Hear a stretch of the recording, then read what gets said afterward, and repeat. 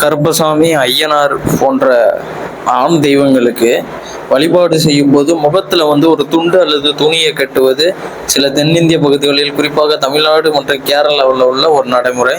இந்த நடைமுறைக்கான ஒரு அடையாளம், அது எதனால நடக்குது அப்படிங்கிறத பத்தி இன்னைக்கு பார்க்க போறோம். அதாவது மரியாதை மற்றும் பணிவு. முகத்தை மறைப்பது மரியாதை, பணிவு, தெய்வத்திற்கு சரணடைதல் ஆகியவற்றின் அடையாளம். அதாவது குலதெய்வத்தை நேரடியாக பார்க்க ஒருவர் தகுதியற்றவர் என்பதை காட்ட இது ஒரு வழிமுறையாகும். அதாவது ஒருத்தவங்க முகத்தை மறைச்சிட்டு அந்த பூஜை பண்றது வந்து அது ஒரு மரியாதை, பணிவுக்கு ஒரு அடையாளம் அப்படிங்கிறத சொல்றாங்க. இன்னொன்று பாதுகாப்பு. சில நம்பிக்கைகளில் தெய்வத்தின் சக்தி வாய்ந்த ஆற்றல் அல்லது பார்வையில் இருந்து பக்தரை பாதுகாப்பதாக கருதப்படுகிறது. இது நேரடியாக சுமக்க முடியாத அளவுக்கு தீவிரமானதாக கருதப்படுகிறது. அதாவது தெய்வத்தோட அருள் வந்து நேரடியாக நம்ம முகத்தில் படும்போது சில ஏதாவது பிரச்சனை அந்த மாதிரி வரும், அந்த ஆற்றல் வந்து ரொம்ப பாதிக்கும் அந்த பார்வையை அப்படிங்கிறதுக்காண்டி இது வச்சிருக்காங்க. அதுக்கடுத்து அனாமாதேயம்.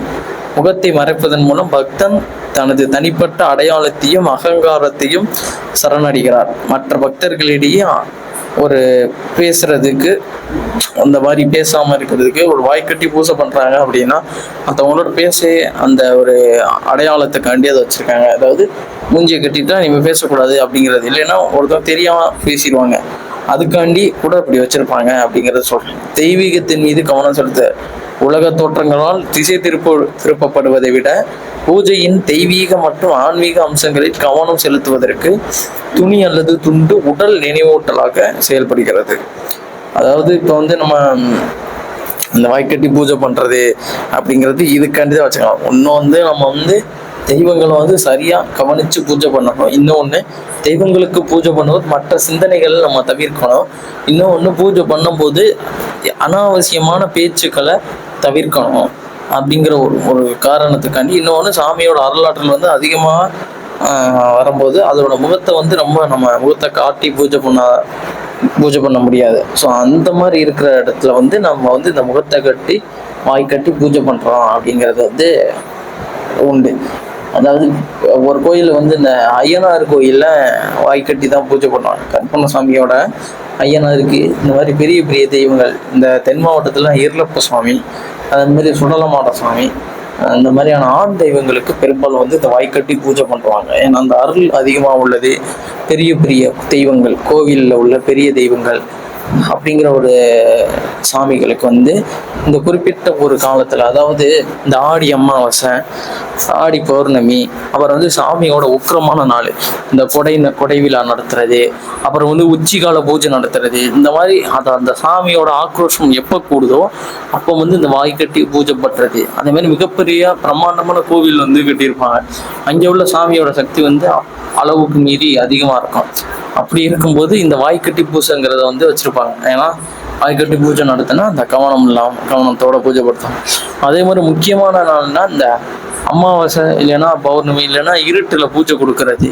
இந்த மாதிரியான டைம்ல வந்து பூஜை கொடுக்க சாமி கிளம்பிருச்சு அப்படிங்கும்போது அந்த சாமிக்கு வந்து வாய்க்கட்டி பூஜை பண்ணுவாங்க. அது ஒரு பிரம்மாண்டமான ஒரு நிகழ்வாக இருக்கும்.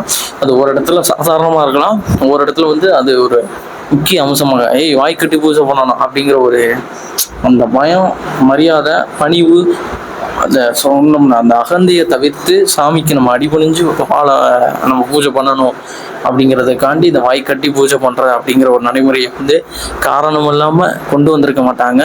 இதுக்கு பல வழிமுறைகள் இருக்கு. ஆனா சக்தி வாய்ந்த சாமிகளுக்கு வந்து பூஜை பண்றாங்க. இப்போ அழகர் கோயில் எடுத்துட்டாவே 18ஆம் படியானுக்கு வந்து தீபாராதனை காட்டும் போது வாய்க்கட்டி தீபாராதனை பண்ணுவாங்க. இந்த சாமிக்கு வந்து பூஜை பண்ணும்போது வாய்க்கட்டி பூஜை பண்ணுவாங்க. அந்த தீபாராதனை அப்ப வாய்க்கட்டி பூஜை பண்ணுவாங்க. எங்களோட குலதெய்வ கோயில்ல மாசி கலரியப்பா சாமி வேட்டைக்கு, பாரி வேட்டைக்குன்னு சொல்லி கிளம்பும் பொழுது வாய்க்கட்டி தான் பூஜை பண்ணணும். அந்த மரலாடி வந்து அந்த பூஜை பண்ணும்போது பேசக்கூடாது. அந்த பூஜை பண்ணுறவங்க வந்து அந்த பூஜை பண்ணும்போது பேசக்கூடாது. அந்த சாமியில மட்டும் கவனமாக நின்று பூஜை பண்ணி உத்தரவை வாங்கி வேட்டைக்கு கிளம்பணும். எந்தவித சங்கடங்களும் எந்தவித பூஜை குறைபாடுகளும் இல்லாமல் கரெக்டாக அந்த சாமியை வந்து சரியான முறையில் பூஜை பண்ணி கூட்டிட்டு போகணும். அப்படிங்கிறதுக்காண்டியும் இந்த வாய்க்கட்டி பூஜை அப்படிங்கிற ஒரு வாய்க்கட்டி பூஜை நடத்துறங்கிற ஒரு நடைமுறைகள் வந்து வச்சுருக்காங்க. பெரும்பாலும் கோயில்களில் எதுக்கு இது பண்ணுறாங்க அப்படின்னா, பெரும்பாலான கோயில்களும் நீங்கள் வாய்க்கட்டி பூஜை பண்ணுறது ரொம்ப நல்லது. அது வந்து உங்களுக்கு வந்து ஒரு அனுபவத்தை கொடுக்கும். சாமியோட அருள் வந்து என்னைக்கும் குறையாம நேர் வழியில் நம்மளை நிற்க வைக்கும். ஆமாம், இந்த மாதிரி பண்ணுங்க. பெரிய பெரிய நீங்கள் எந்த கோயிலாக இருந்தாலும் சரி, அதில் பூஜை பண்ணும்போது வாய்க்கட்டி பூஜை பண்ணுங்க. அது ரொம்ப நல்லது தான்.